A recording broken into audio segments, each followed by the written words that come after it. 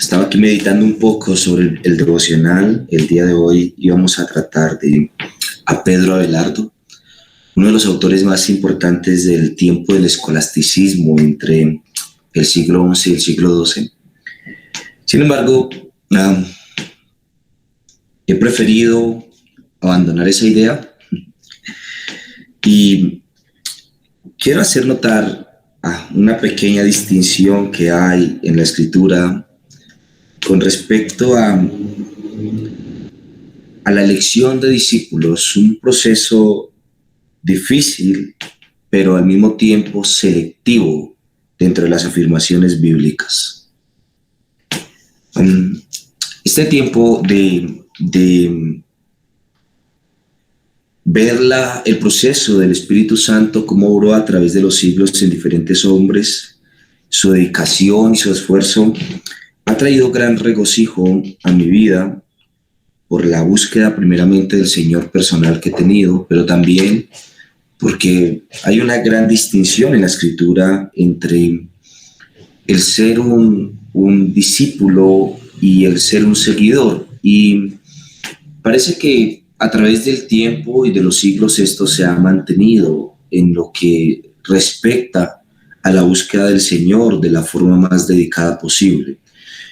Dice Cristo cuando estaba eligiendo a sus discípulos y les asigna un nombre, les asigna el nombre los apóstoles. Dice Lucas que en aquellos días él fue al monte a orar y pasó la noche orando a Dios. Y cuando era de día, llamó a sus discípulos y escogió a 12 de ellos, a los cuales también llamó apóstoles.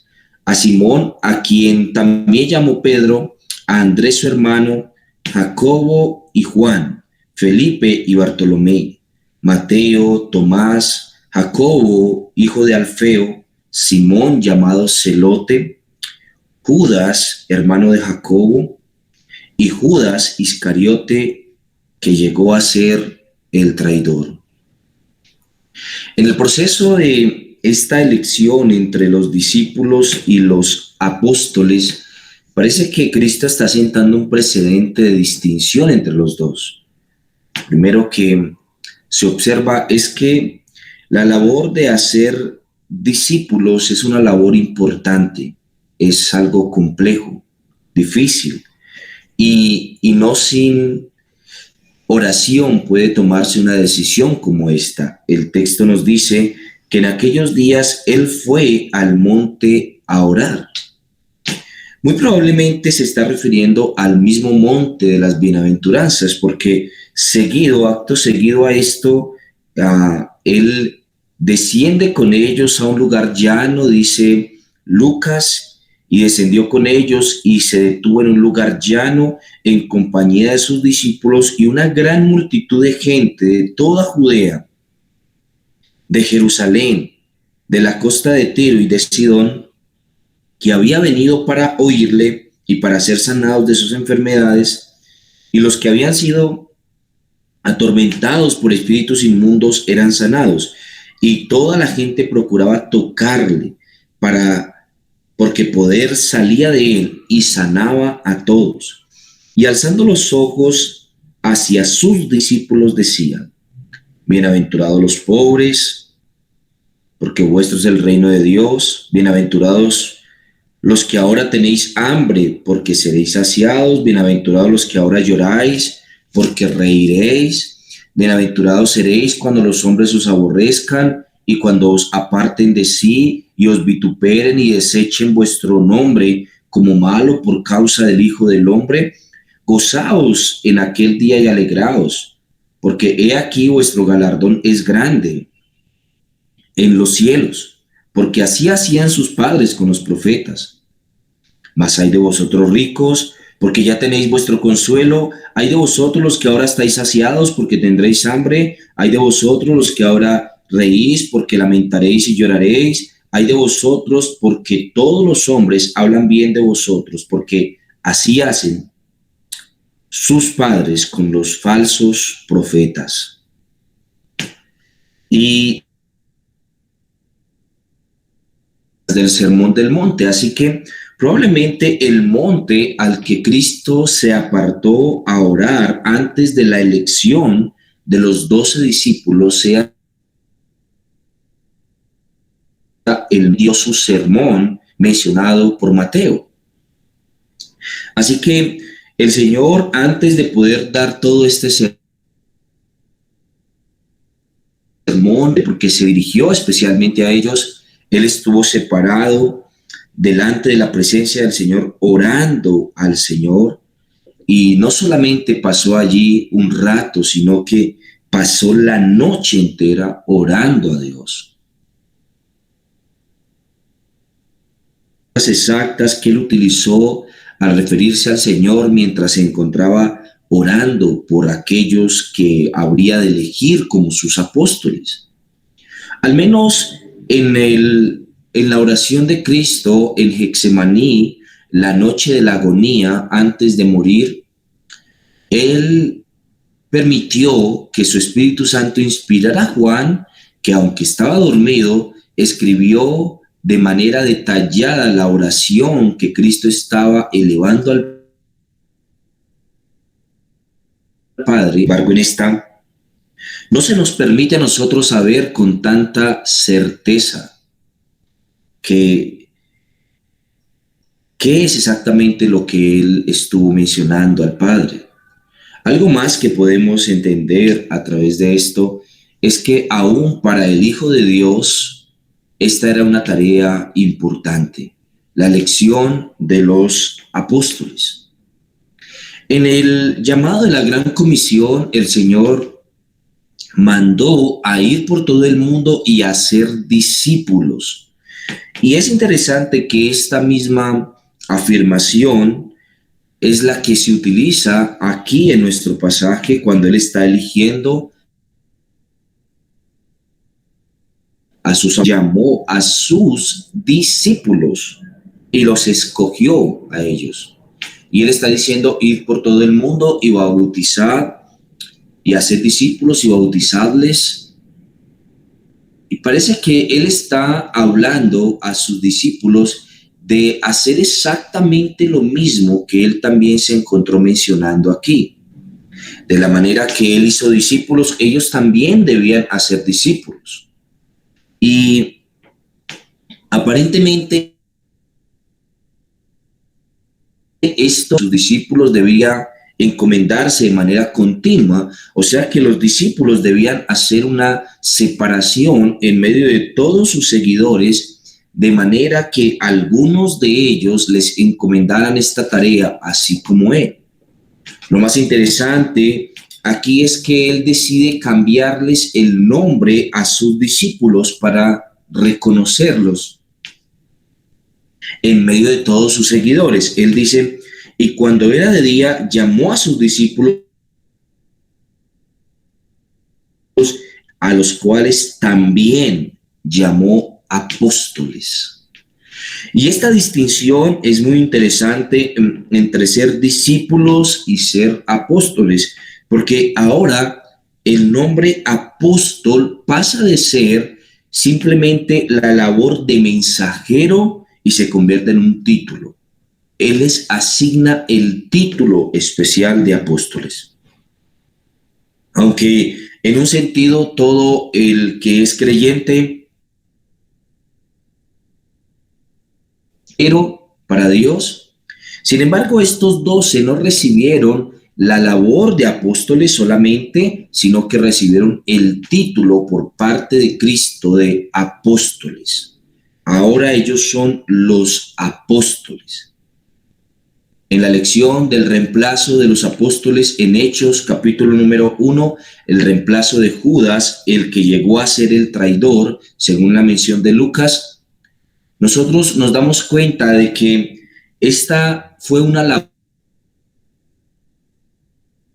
un grupo específico de personas, 12, que podían tener el título de apóstoles. Y aunque todos podrían ser llamados apóstoles en el sentido de que eran seguidores o mensajeros y daban el anuncio, sin embargo, solamente 12 recibieron la vacante de apóstoles, para el título particular de apóstoles que Cristo quiso darles. En algo específico con respecto al apostolado como un título. El título de apóstoles es importante. Y el título de apóstoles llena también un elemento de cumplimiento en el nuevo pacto. 12 son los apóstoles, como 12 fueron los hijos de Jacob, las tribus de Israel. Aunque en realidad las tribus de Israel salieron 2 tribus, la tribu de Manasés y de Efraín. Estas 2 tribus representaban realmente solo uno de los espacios dentro de las 12 tribus de Israel. Lo mismo ocurrió también en el Nuevo Testamento con respecto a los apóstoles. Aunque 12 realmente eran los apóstoles, en últimas cuentas fueron 13 también, sabiendo que Pablo fue el último de 12, las vacantes 12, las tribus, porque tenía un propósito de significado en el Nuevo Testamento como el Antiguo Testamento, de la manera que 12 son las tribus de Israel, 12 son los apóstoles, de manera que 12 son las columnas del templo de Israel, 12 también son las columnas del templo espiritual, la iglesia. Y el Apocalipsis nos muestra las 24 puertas, 12 puertas, y luego nos muestra otras 12 puertas, como algo significativo de aquello sobre lo que está construida la iglesia y aquello sobre lo que estaba construido el pueblo de Israel. Así que esta labor de apóstoles no solamente era la labor de ser separados de en medio de los demás seguidores, sino que también era un título, el título de apóstoles, y también el cumplimiento profético de una nueva Israel. El antiguo Israel estaba edificada sobre las 12 tribus de Israel, que realmente eran 13, tras la división de la tribu de José en Manasés y Efraín. La iglesia está edificada sobre los 12 apóstoles, que en realidad son 13, tras haber muerto el traidor Judas, la elección de Matías, y el último como un abortivo, esto es Pablo, también para convertirse en un elemento. Así el Señor muestra que ha sobreedificado sobre el fundamento de lo que se recibió de las 12 tribus de Israel, por decirlo más claramente, del Israel nacional. Hemos recibido de él, según palabras de Pablo, la Biblia, el Antiguo Testamento. Hemos recibido de Israel, además de esto, a los patriarcas y a los profetas, y hemos heredado de ellos elementos contundentes de la relación que debían haber tenido con Dios. Así que el judaísmo temprano, pero además de esto hemos proseguido tras el fundamento de los apóstoles y profetas, según lo que dice Pablo. La iglesia se fundamenta sobre estos. En estos elementos y en la lección de Cristo de los apóstoles, nosotros vemos claridad en cuanto a la diferencia entre ser simplemente un seguidor y ser nombrado por Cristo como uno de los apóstoles. Veo que esto se mantiene de manera perpetua entre simplemente ser un seguidor o ser alguien que recibe esta orden de parte de Cristo. No que hoy haya apóstoles como en aquel tiempo, se puedan llamar o elegir apóstoles como aquel tiempo, simplemente es la clara evidencia de la separación que está haciendo Cristo entre los 12 y los demás. Aunque Cristo podía discipular a todos sus seguidores, sin embargo, él decidió elegir solamente a 12. todos sus eventos, para que fueran instruidos por Él, para llevar el legado que Él dejaría, para que vieran sus milagros y para que fueran formados en su carácter en la práctica, no solamente en la teoría. Esta labor de hacer discípulos el día de hoy se convierte en una labor supremamente difícil comparada a la labor que hizo Cristo. La gente hoy no abandonará sus casas para irse a seguir a su rabino, su maestro o a su pastor. A caminar de ciudad en ciudad para hacer esto. Y el tener este tipo de vida, por supuesto que hoy en día sería algo más que ilógico. Así que por esa misma característica ilógica de nuestro tiempo, de tener este mismo tipo de proceso como lo tuvo Cristo, se convierte también en algo mucho más difícil hacer verdaderos discípulos de Cristo y verdaderos discípulos del Maestro también, por supuesto. Sea en última instancia lo que se predica, sin embargo, el hacer discípulos en ese proceso es algo bien difícil. Y es una labor que a causa de la dificultad de lo que eso implica también, no hemos sabido valorar lo suficiente. El hacer discípulos implica totalmente nuestra vida. Cristo lo demostró, pero también implica todas las demás áreas de nuestra vida, en todo lo que nosotros participamos. Ser discipuladores es tan difícil hoy como también ser discípulos. Simplemente un espacio de tiempo implica plenamente nuestra vida. Y ser uno o lo otro implica querer vivir necesariamente para la gloria de Dios. Hacer discípulos implica no solamente una instrucción de índole académico en cuanto a las doctrinas de la Escritura, implica también un moldeo en el carácter de los discípulos, así como es el carácter del Maestro. Incline por las sendas que caminó su Maestro y que atienda de manera silenciosa todas las instrucciones que su Maestro le da, así como lo harían los discípulos de Cristo. Ser maestro implica tener el carácter ya moldeado a esas características de lo que Cristo desea en alguien. Y eso hace que no haya mucho deseo real de ser discípulo de nadie en nosotros, ni haya mucho deseo si nuestro carácter y nuestra vida, si nuestro testimonio y nuestra madurez cristiana no da lo suficiente como para todavía hacer discípulos, entonces siempre será mucho más difícil la labor de moldear el carácter de alguien al carácter de Cristo. Los monjes del desierto nos enseñaron algo valioso, y es que ser un discípulo de Cristo o ser un discipulador de Cristo, difícil, muy difícil.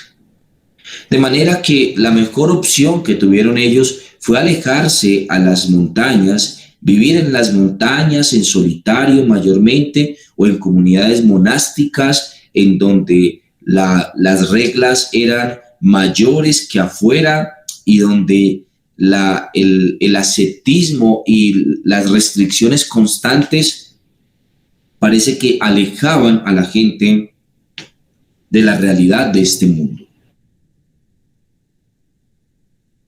Implica primeramente gran dedicación, la mostrada por Cristo. Y ser discípulos implica, por supuesto, algo que la mayoría de personas no está dispuesto a aceptar. Tanto lo uno como lo otro implica, por supuesto, que nosotros cedamos en muchas áreas de nuestras vidas, principalmente que nosotros podamos moldear nuestro carácter al carácter de nuestro Maestro, sea nuestro pastor terrenal, nuestro pastor celestial. Nosotros estamos llamados a moldear nuestro carácter de acuerdo a eso. Ser discípulo implica más que simplemente escuchar. Implica el deseo natural de imitar, de imitar. Los discípulos entendieron esto. Aún la forma en la que ellos hablaban fue moldeada de acuerdo a la manera en la que su maestro hablaba. El final de su vida, la prueba cumbre de discípulos se dio en el momento de la cruz, en donde finalmente la mayoría abandonó a su maestro. Pero algunos, como Pedro, por ejemplo, se nota que le siguieron aún de cerca. No sabemos qué pasó con nosotros. Aunque comúnmente culpamos a Pedro por negar a Cristo, sin embargo, lo que vemos allí realmente es a el discípulo, por lo menos descrito, que estuvo. Los demás ni estaban por allí cerca, pero este Pedro al menos estuvo mirándole de lejos para sentir el peso total de la culpa al observar a su maestro mientras le miraba y era azotado, escupido en su cara y abofeteado. Esto marcó el escenario de Pedro y esto mostró también la obra de Cristo efectuada en él tras su restauración. Ser cristianos, nosotros debemos ser discípulos, porque cuando somos discípulos llegamos a ser cristianos. No es simplemente un acto inmediato. El bautismo simplemente es la profesión pública de uno que ha llegado a convertirse en discípulo de Cristo. De entre todos los seguidores, hubo muchos que continuaron siguiendo a Cristo durante todo su recorrido, aunque no fueron,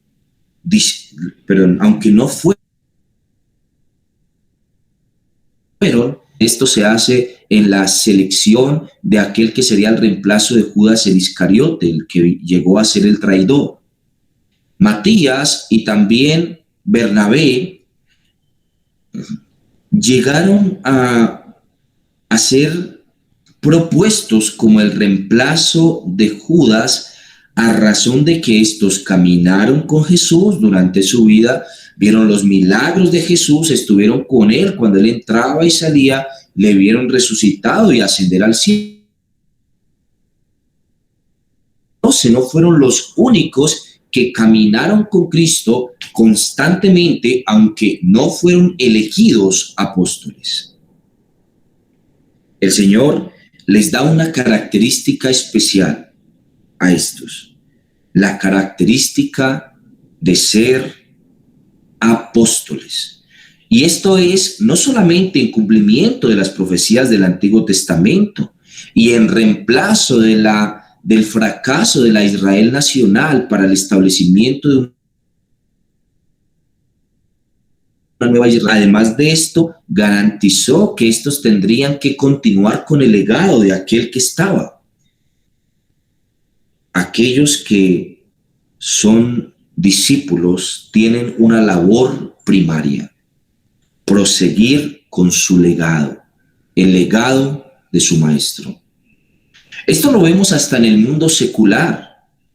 El mundo secular nos recuerda. Allí tenemos a Sócrates y a Platón y a Aristóteles siguiendo la corriente.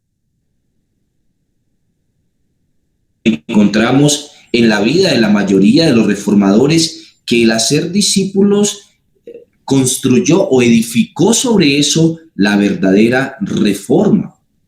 La forma en que los discípulos de los reformadores adoptaron las ideas y la práctica de sus maestros llevó a la expansión de la reforma, no solamente por toda Europa, sino también a que esto llegó hasta Estados Unidos.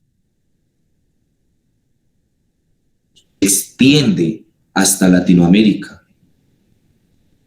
Vemos que el legado del maestro es importante, y para que el legado del maestro sea lo suficientemente valioso, entonces debe haber discípulos. Cristo mostró este elemento particularmente en su ministerio. Aunque fue un ministerio de solamente 3 años, sin embargo, esos 3 años fueron ser discípulos que continuaran haciendo discípulos después de esto. Nosotros, en nuestro contexto y por la diferencia cultural que tenemos, debemos aprender mucho con respecto a estos dos elementos. Cómo ser realmente discípulos y cómo ser realmente discipuladores. En todo esto, la historia de la iglesia nos da grandes instrucciones.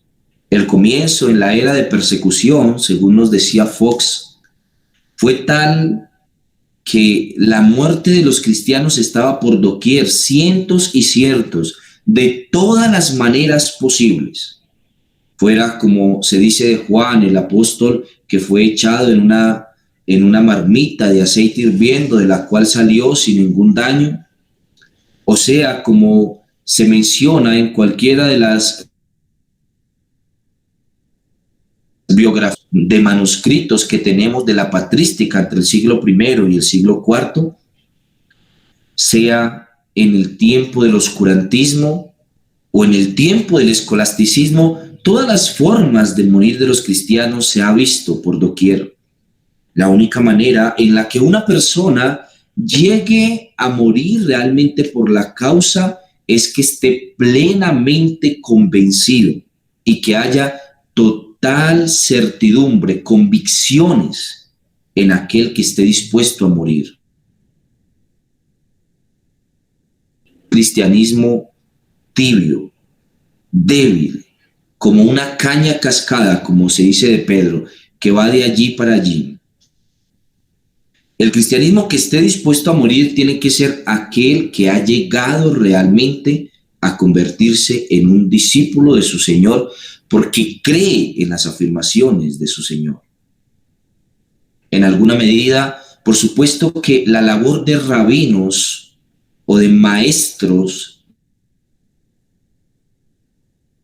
le ha sido de la manera que ellos deben moldear el carácter de los discípulos al carácter de Cristo. También, por supuesto, ha de ocurrir que el carácter de los discípulos se parezca al carácter de su pastor. En este escenario no todo es muy favorable. No podríamos echarnos flores ni lanzarnos nosotros mismos perlas, porque tal vez despedazan a nuestros discípulos y a nosotros mismos también. Pero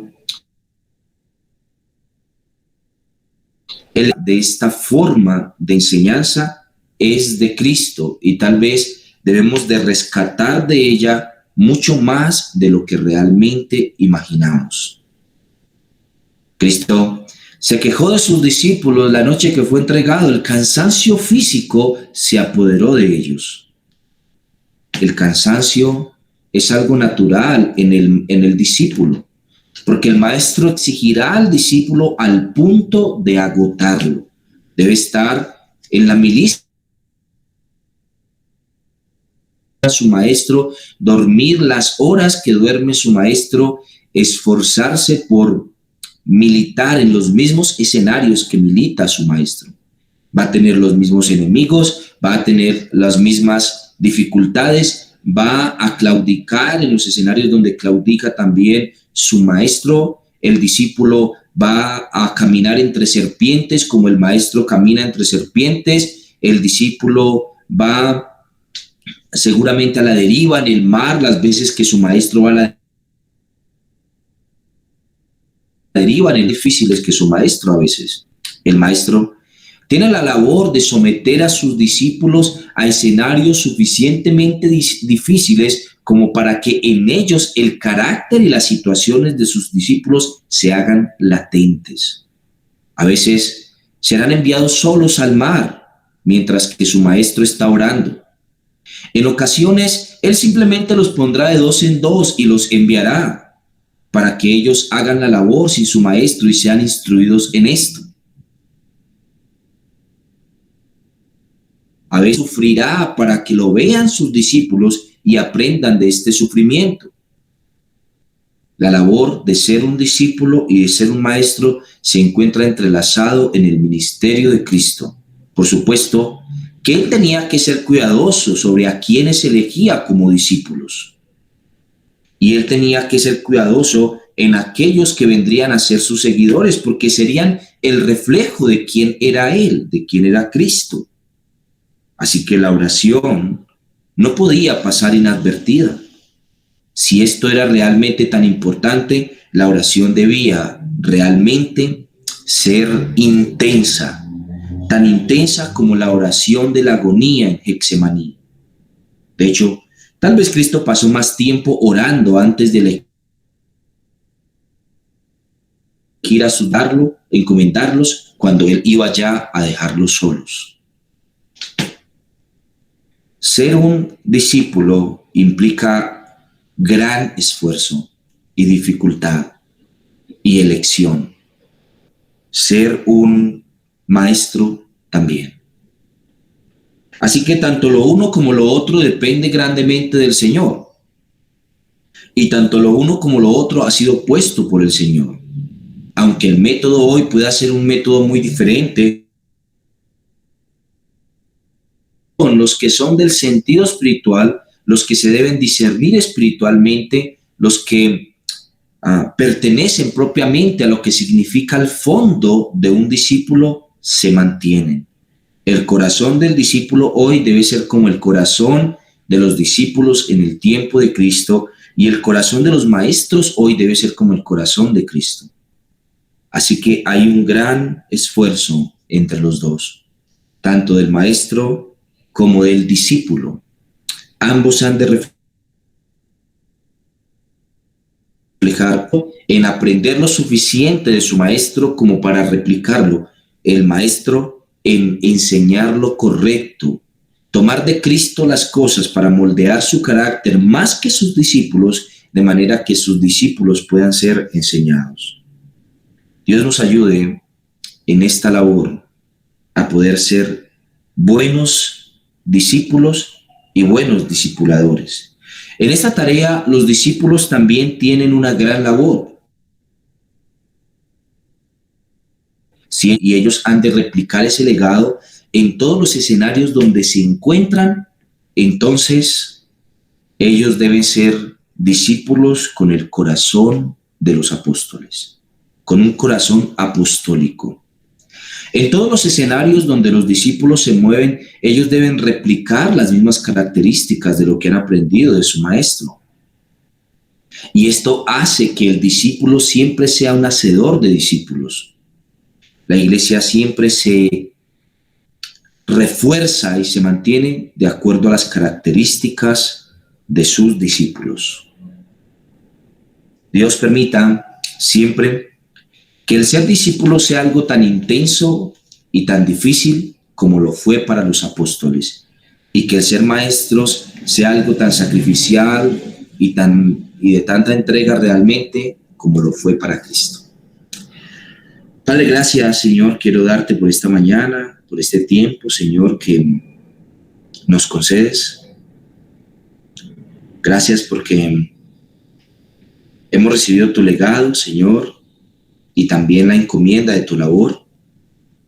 Y intentamos, Señor, en todas las cosas, ser el reflejo tuyo, nuestro Maestro, el cual nos ha enseñado a través de las prácticas constantes de sus discípulos y en su ministerio, la dificultad que esto representa, pero también, Señor, el legado que hemos recibido, que es nuestra salvación. Permite que podamos ser vivos reflejos tuyos en todas las cosas y en todos los campos donde nos movamos. El Señor les bendiga mucho, mis hermanos, el día de hoy. Chao, chao.